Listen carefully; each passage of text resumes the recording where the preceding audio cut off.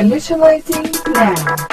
You are listening to Intellectual Icebergs, October 27th, 2009. This is a recast of a segment that was released on December 7th, 2005, entitled A Little Known Cure, with guest Dr. David Sinclair and host Robert Raplin. For comments or questions, you can send email to comments@intellectualicebergs.org or visit our forums at www.intellectualicebergs.org. Hello everyone, welcome back to Intellectual Icebergs. We're doing something unusual today. We're actually having a Skype conversation with an interviewee in Finland. That interviewee is Dr. David Sinclair. He's a senior researcher at the National Public Health Institute in Helsinki, Finland, where he's developed a treatment for addiction referred to by the medical professionals as the Sinclair Method. The Sinclair Method has had amazing success in treating tens of thousands of alcoholics in Europe. Unlike most methods for handling alcoholism, his treatment doesn't involve detox and doesn't require a person to keep the once an alcoholic, always an alcoholic philosophy for the rest of their life. It actually allows them to become a social drinker.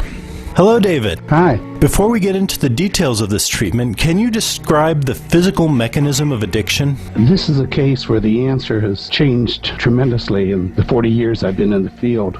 When I came in, we knew that addiction was caused by physiological dependence, by going into withdrawal. And you can see this in the movies where the guy is saying, I'm going into cold turkey, doc, you got to give me some.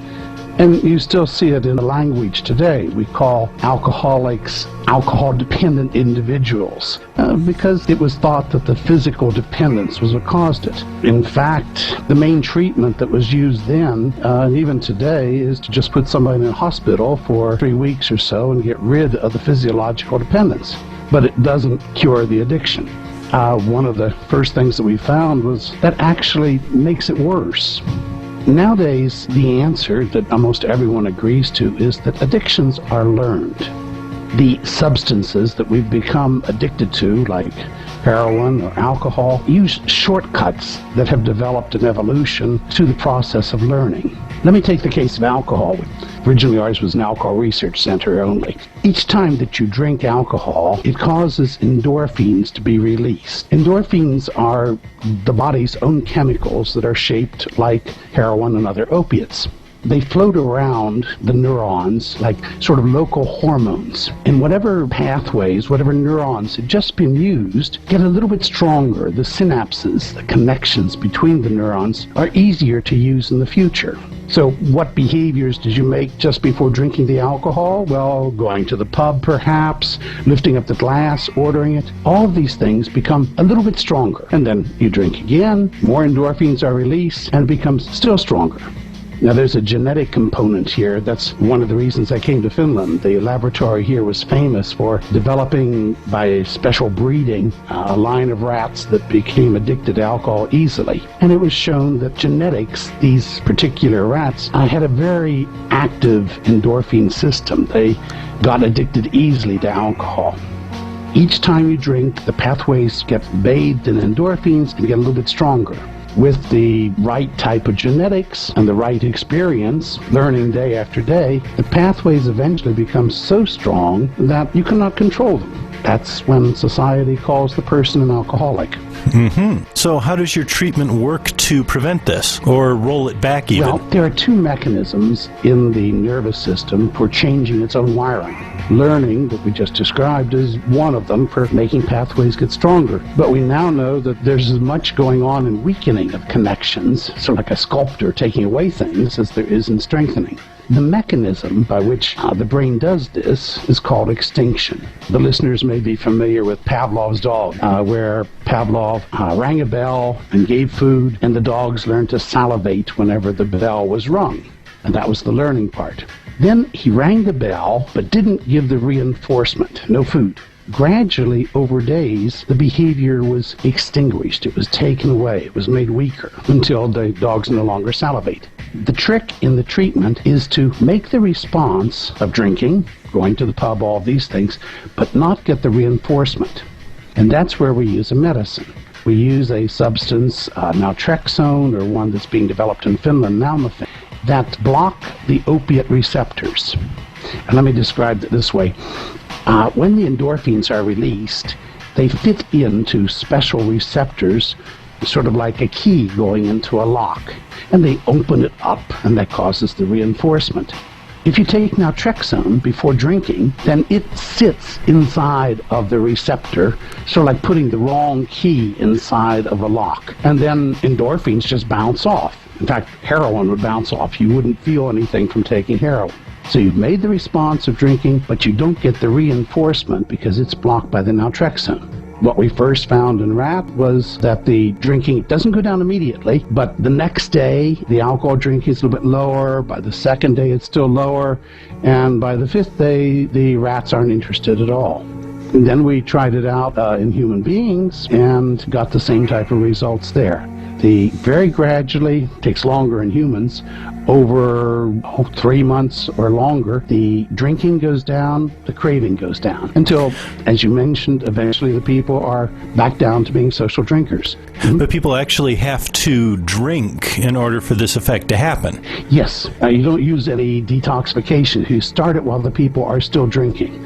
An alcoholic comes into the clinic, you have to do a liver test using naltrexone, but once that is okay, then you give him the naltrexone pills and say, take one of these an hour before drinking.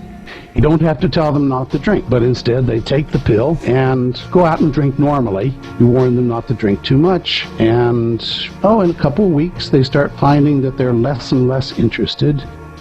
For example, one of the clinical trials that was done in Miami, a patient there was saying that all he could think about before the treatment was Budweiser beer. That he'd wake up in the morning thinking about Budweiser, and throughout the day he's thinking about it, imagining peeling the labels off, etc. Lunch and drinking some, going off at afternoon and drinking, and in the evening finishing up a case of it. During the treatment, he started thinking about it less and less often. And by the time that 3 months was gone, he no longer was paying any attention to it. If the other guys were going out drinking, he would take an naltrexone pill, actually it was nalmefene, but go out and drink with them. But he did not have to do it. He regained the control of the drinking. Well, okay, so how effective is this? I mean, is it a surefire guarantee? Does it have problems? It isn't perfect. When it's being used in the clinics where we have the best watching of the patients and good interaction with them, we find that there are some patients who drop out and there are some who don't take the medicine. But it's a rather small percentage because we're not asking them to do a lot. If you ask an alcoholic, don't drink, that's very difficult. The definition of being an alcoholic is that you can't control the drinking. But if you ask them, okay, take a pill before drinking, that's much easier. So it's a high rate staying in, but there's some dropping out. And then there are a small fraction, maybe less than 10%, who take the medicine, they say, and it doesn't work for them. But the all success rate in the clinics is 78%. This also has been checked in clinical trials. The first ones were at the University of Pennsylvania, Yale University. Here in Finland, with the National Public Health Institute where I work, we did a dual double-blind placebo-controlled trial in which we demonstrated that you have to use this medicine in a way that allows extinction to take place. You have to pair the medicine with the drinking. There is a tendency to use naltrexone as if it were antabuse, the old medicine. And with antabuse, you didn't want them drinking any at all. So doctors tend to do it that way. Say, don't drink, and here's your pill. Well, we had one group that was given naltrexone that way. The other group was told, we want you to control your drinking, but take a pill before drinking. So it allowed extinction to take place. What we found was very nice results when extinction was possible, when they took the pill before drinking. But if they did it the other way, it actually tended to be worse than the placebo. And there was a significant difference between the two groups. Wow. This has been shown over and over again in over 50 trials now, that you have to use it the right way.